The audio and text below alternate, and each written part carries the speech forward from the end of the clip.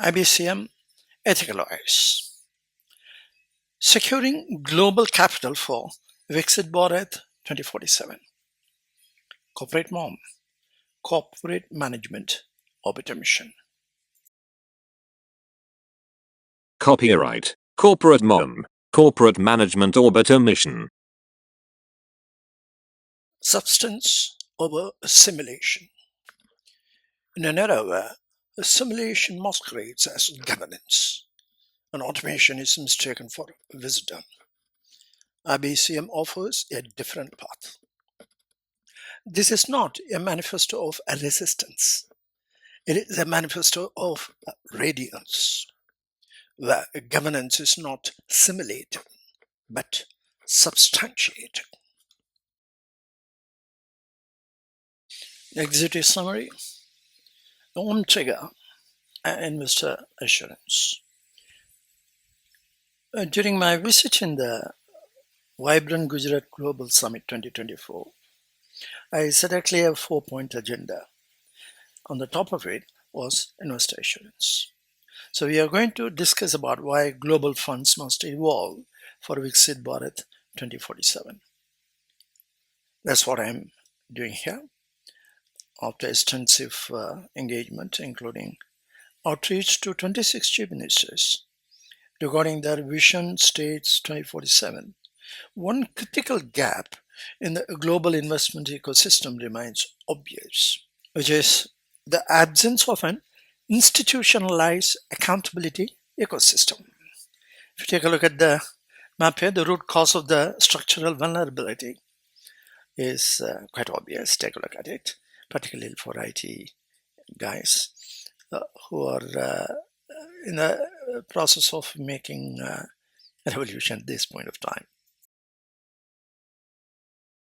The second item was investment opportunities in India. Global sovereign wealth and pension funds are actively shifting away from speculative tech bubbles, seeking stable long-term returns in physical and digital infrastructure. That's where investment opportunities that can be, it is opening up in India is the number one. However, the technical mechanisms of financial oversight are falling short.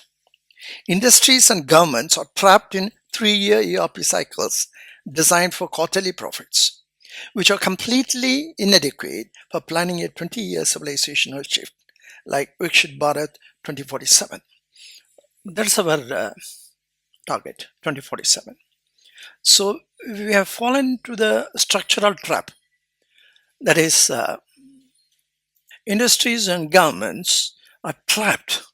You just cannot plan a 20-year civilizational shift using software fundamentally designed for quarterly profits and immediate oversight. Because what I am trying to stress is this: the IT guys are very important. That's what I am trying to project at this point of time.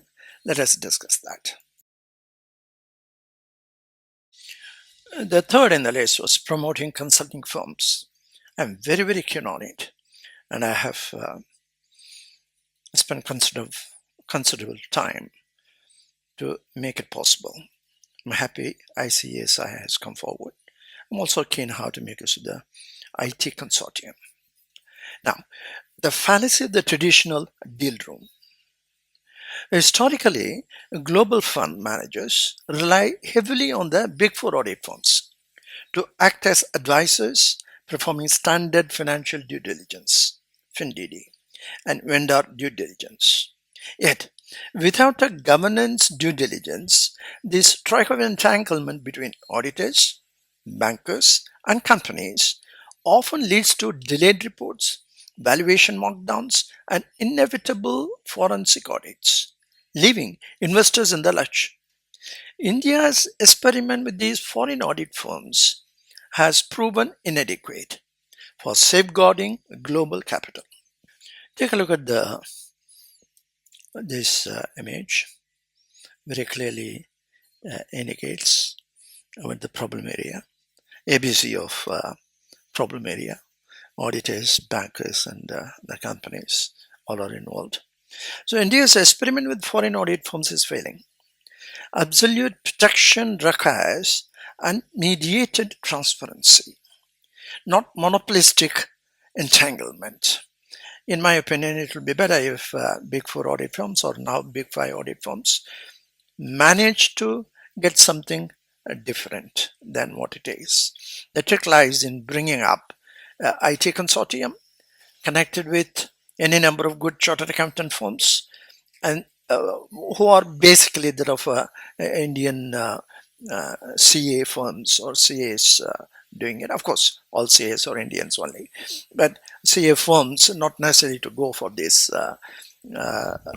Foreign audit firms, including BDO. Thank you.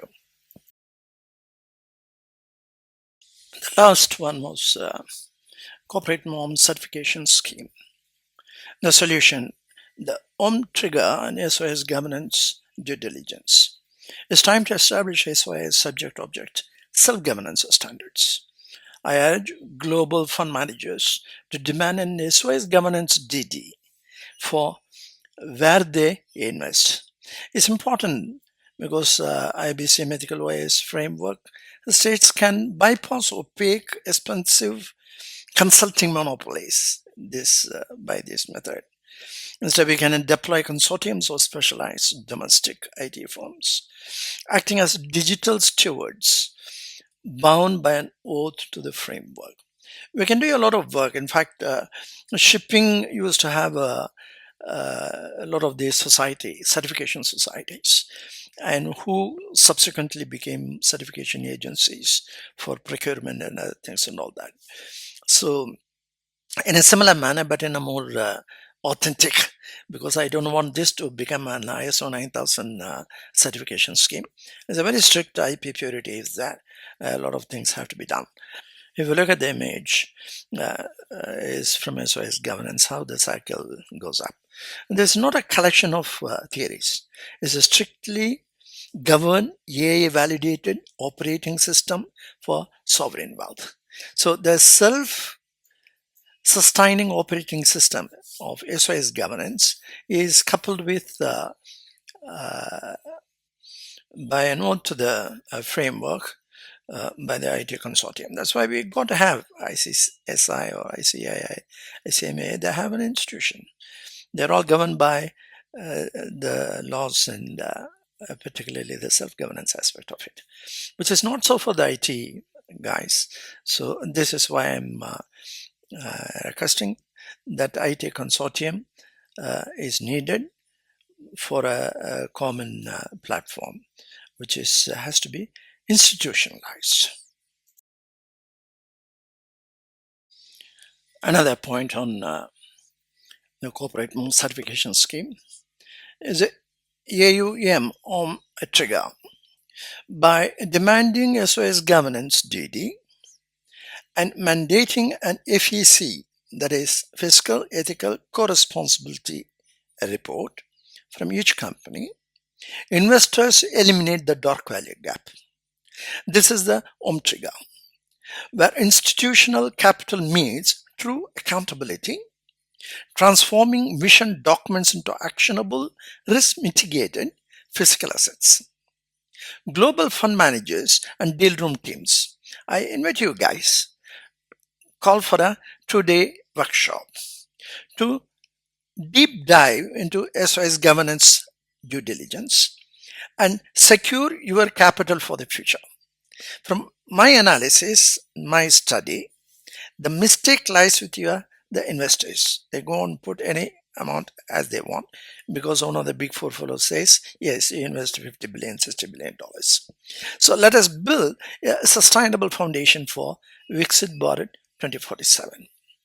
This is an interesting blueprint for investor assurance, unlocking the $22 billion blind spot.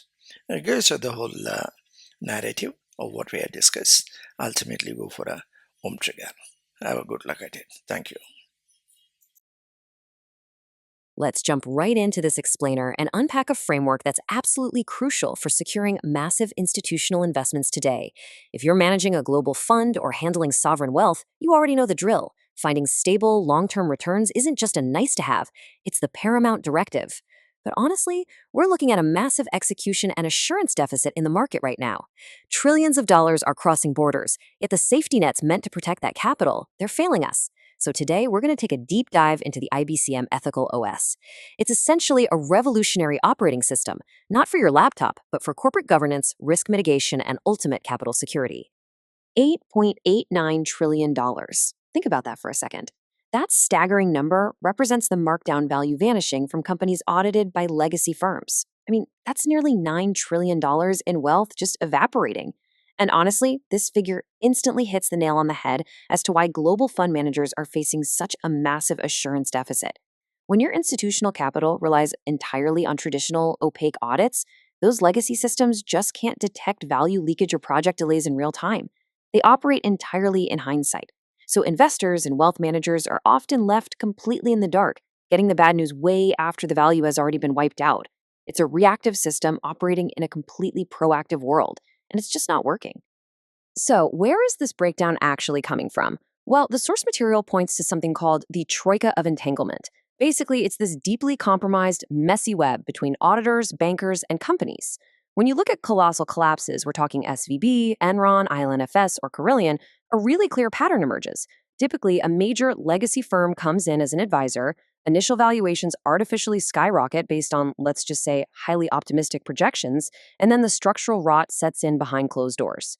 Ultimately, valuations crash, audit reports get inexplicably delayed by a year or more, and eventually the auditor quietly bows out, handing a catastrophic mess over to a forensic auditor. It's this predictable, vicious cycle of conflicts of interest. And guess who's left holding the bag? The institutional investor. This whole entanglement really exposes a fundamental mismatch in our modern financial era. We're essentially trying to build the future using tools built for the past. On one hand, industries and governments are stuck in these short-term 3-year ERP software cycles, relying on oversight designed for quarterly profits. But on the other hand, sovereign states are out there pitching 20-year civilizational infrastructure shifts to attract global funds. You see the problem, right? You literally cannot plan, execute, and secure a 2-decade infrastructure shift using short-term software that hits the panic button the second a 3-month target is missed. The timelines and the incentives are just completely misaligned. And this short-term thinking creates a massive $222 billion blind spot that directly threatens long-term investments. Let's look at the pillars of our modern economy. Finance has a statutory council, corporate governance has one. Healthcare, law, they all have established bodies of accountability. But then you look at the IT and AI workforce in India, a massive sector pulling in over $222 billion annually, effectively driving the core operations of our global economy, and it remains dangerously uninstitutionalized. We've got millions of brilliant minds converting their human energy into global economic dominance every single day, yet there's no unified accountability ecosystem governing their ethical deployment. In an era driven by algorithmic capital allocation, leaving our primary intellectual capital without an institutional framework is, frankly, a massive systemic vulnerability. So, how do we solve this massive governance gap? Well, the source introduces a new mechanism for financial oversight called the AUM Trigger. That's Assets Under Management Trigger. Right now, global sovereign wealth and pension funds are actively backing away from those speculative, hyperinflated tech bubbles. We're all searching for stable, long-term returns in physical and digital infrastructure, but we need actual security. The AUM trigger ensures that when institutional capital flows into these real assets, it acts as a catalyst. It instantly triggers a mandatory, localized ecosystem of accountability and institutional governance. It activates human capital as a responsible, governed asset, rather than just brushing it off as a static line item cost on a spreadsheet. Now, to actually measure that accountability and give real confidence to investors, we turn to the CREAM report. CREAM stands for Corporate Governance, Risk Management, Earnings and Benefits, Accounting Quality, and Management Quality. Instead of just sitting around waiting for some annual retrospective audit, this framework streams real-time data to measure intangible value capital. It's continuously tracking human energy flows and the sustainability of value systems within a project. By illuminating what's known as dark value, those unseen operational realities, foreign allocators aren't just guessing if their capital is working anymore. They can actually see the exact tangible value being realized live at any given moment. It's a total game changer. We can actually break down these investor assurance mechanics into 4 really clear steps, forming what's called a capital magnet flow. Step 1, global institutional capital actively seeks out risk-mitigated real assets. Step 2, that capital flows directly into a state infrastructure pipeline managed by agile, highly specialized domestic IT consortiums. Step 3, these consortiums operate strictly on the IBCM 5-to-1 CRIS model. This means they aren't just your everyday contractors. They are embedded, oath-bound practitioners executing work under a very strict ethical standard. And finally, step 4 completes the loop by generating that continuous cream reporting we just talked about, streaming those live purity metrics straight back to the investors for total transparency. When you combine all these steps, you end up with what's called a guaranteed purity zone. And this proves a really powerful mathematical reality. If you embed an ethical code right down at the micro-team level, you inherently generate the macro-level trust needed to unlock billions in sovereign wealth. Think about it. If a state wants to attract global funds, they literally have to guarantee execution integrity from the ground up. This system acts like a massive magnet. It gives you absolute protection against value leakage, and because the risk is dynamically managed and totally transparent, it magnetically attracts even more institutional capital. Ultimately, undeniable security breeds investment. Okay, so the actual engine driving this whole new system is called SOS governance. SOS stands for subject, object, and self. It's a new operating standard that mandates a comprehensive fiscal, ethical, and co-responsibility framework from every single entity involved in a project. By setting up SOS governance, companies and institutions aren't just promising execution integrity, they are flat out guaranteeing it. It forces a systemic acknowledgement that the attrition of ethical values is a constant, daily threat to society and, of course, to capital.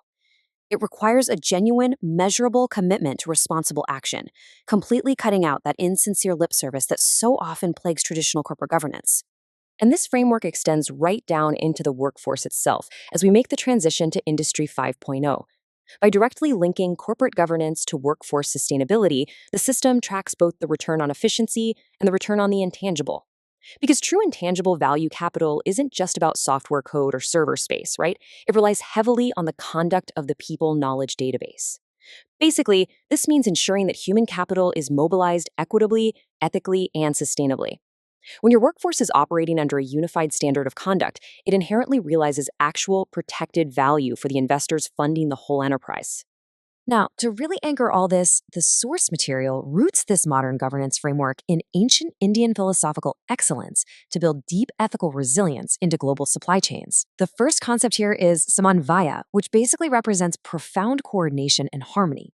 It's about bringing together diverse, highly complex elements so they function as a unified, cooperative whole. The second concept is avirodha, which translates to non-contradiction.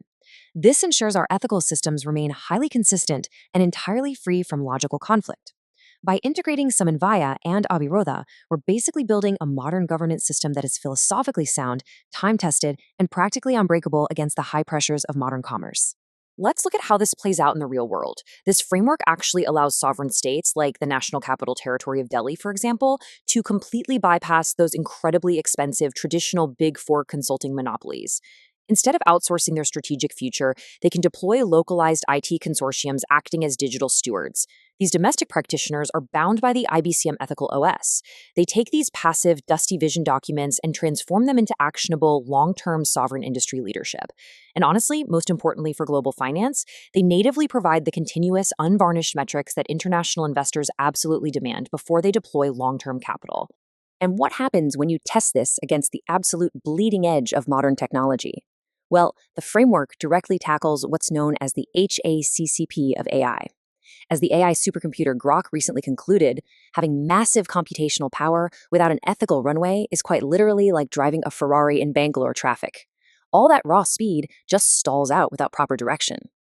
The future isn't just about artificial intelligence dominating the landscape. It's about the seamless synergy of AI with HI, human intelligence.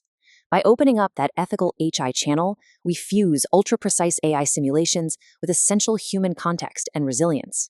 And it's exactly that fusion that actually unlocks and secures sustainable global capital flows. The sheer scale of validation behind this is honestly unprecedented. The IBCM Ethical OS isn't just some academic theory scribbled on a whiteboard. It's a highly proprietary tool designed to unlock the unseen, non-observable variables in massively complex quantum environments. It provides the exact ethical operating system required to manage both the observable metrics we all track and the unmeasured variables that so often cause these massive project failures. This is exactly the kind of deep, robust regulatory framework we need to safely govern massive economic opportunity, unlocking trillions in previously unmeasured dark value, all while keeping institutional capital perfectly insulated from systemic shocks. And this definitely wasn't just some casual review process. To make sure the framework was absolutely bulletproof, they rigorously stress-tested this exact philosophy a staggering 1,352 separate times against Elon Musk's Grok AI and the XAI engine by early 2026. They literally pitched the human qualitative elements of management and ethics against one of the hardest, most uncompromising logic engines on the planet. And you know what? The AI didn't break the philosophy. It actually crystallized it. The framework held up brilliantly under the intense, relentless scrutiny of superintelligence, which absolutely proves its unmatched efficacy for modern institutional governance. As we wrap up this explainer, I want to leave you with a pretty critical challenge. The era of just blindly trusting short-term audits for long-term investments is over. The nearly $9 trillion in global markdowns prove that beyond a shadow of a doubt. So you really have to ask yourself right now, is your institutional capital secured by dynamic, real-time purity metrics flowing through an ethical operating system, or is it dangerously trapped in legacy opacity, just waiting around for the next inevitable valuation collapse? Thank you for exploring the IBCM Ethical OS with me. Keep demanding transparency and protect your capital.